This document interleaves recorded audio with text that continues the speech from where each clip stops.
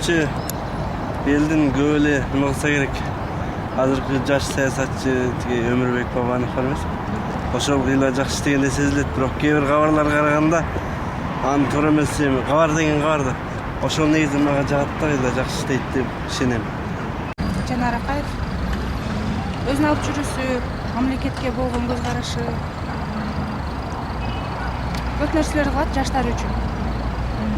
Өзү да жашко, ошол үчүн жаштарга көп мындай эмне десем, көп иштерди кылат да жаштарга карата алган. Кайсыз? Саясатчы мен айталбайм, мен мамлекет кызматкермин, мага айта албайт. Мага жагат Бабанов. Эч ким жок.